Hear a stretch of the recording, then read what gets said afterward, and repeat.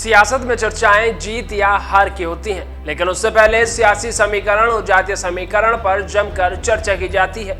वहीं इस चरण में 10 सीटों पर चुनाव है और आज हम इन्हीं 10 सीटों में से 3 सीट हाथरस, आंवला और संभल के जातीय समीकरण पर बात करेंगे और 2019 के चुनावी आंकड़ों के बारे में बात करेंगे। तो चलिए शुरू करते हैं।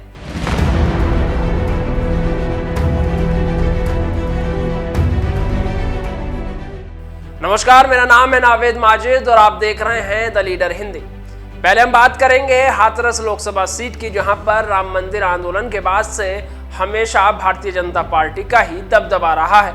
केवल 2009 में रालोद के पास यह सीट गई थी। हालांकि उस समय भी रालोद भाजपा के साथ थी और गठबंधन के तहत उसे ये सीट मिली थी। वहीं एक बार फिर भाजपा और रालोद साथ हैं, लेकिन इस बार यह सीट भारतीय जनता पार्टी के खाते में है।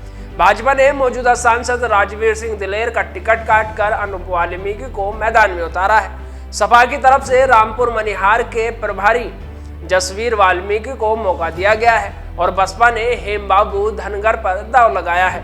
इस सीट के जातीय समीकरण की बात करें तो यह सीट मुस्लिम जाट वोटर बाहुल क्षेत्र है। कोरी समाज के लोगों का भी इस लोकसभा सीट पर अच्छा खासा प्रभाव रहा है। पिछले चुनावी आंकड़ों के अनुसार यहां पर करीब 17 लाख से ज्यादा मतदाता हैं। वहीं लोकसभा चुनाव 2019 के परिणामों की बात करें तो बीजेपी के नाम रही इस सीट पर पार्टी के प्रत्याशी राजवीर दिलेर को करीब 59% वोट मिले थे और उन्होंने सपा के रामजीलाल सुमन को हरा दिया था।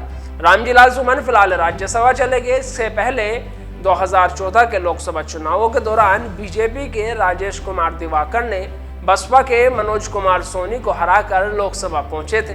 वहीं राजेश दिवाकर ने 2014 में इस सीट पर 51% वोट हासिल किया था और तीसरे नंबर पर रामजीलाल सुमन रहे थे।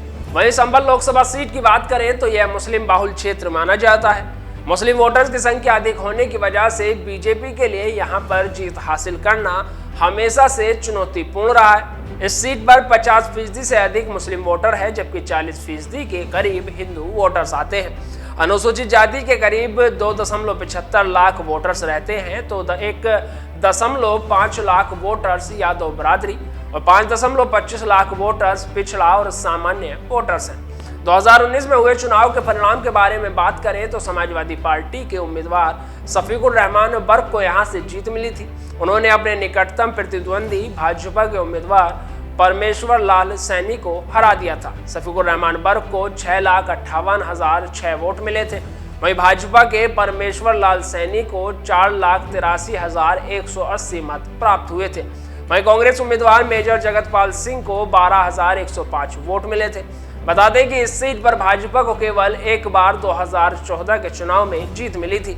वहीं इस बार संभल लोकसभा सीट से पूर्व सपा सांसद शफीकुर रहमान बर्क के पोते जियाउर रहमान बर्क को समाजवादी पार्टी ने टिकट दिया है, क्योंकि इस सीट से चुनाव लड़ने वाले शफीकुर रहमान बर्क का निधन हो चुका है। वहीं भाजपा ने परमेश्वर लाल सैनी और बसपा ने इस सीट से सोलत अली को टिकट दिया है। माना जा रहा है कि संभल लोकसभा सीट पर त्रिकोणीय मुकाबला हो सकता है। वहीं उत्तर प्रदेश की 80 सीटों में से एक आंवला लोकसभा सीट भी बहुत खास मानी जाती है।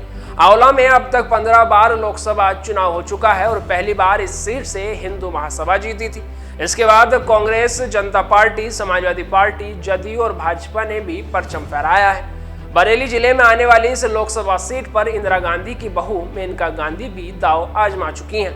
वहीं वर्तमान में ये सीट भाजपा के कब्जे में है और भाजपा ने एक बार फिर सांसद धर्मेंद्र कश्यप को उम्मीदवार बनाया है, जबकि समाजवादी पार्टी ने नीरज मौर्य और बसपा ने सैयद आबिद अली को मैदान में उतारा है। 2019 चुनाव के परिणाम की बात करें तो यहां से भाजपा के धर्मेंद्र कश्यप चुनाव जीते थे। धर्मेंद्र कश्यप को 2019 में 50% से ज्यादा वोट मिले थे और बसपा की रुचि वीरा को हरा दिया था। जातीय समीकरण की बात करें तो इस सीट पर मुस्लिम, यादव, कश्यप, मौर्य और ठाकुर उम्मीदवारों की किस्मत का फैसला करते हैं।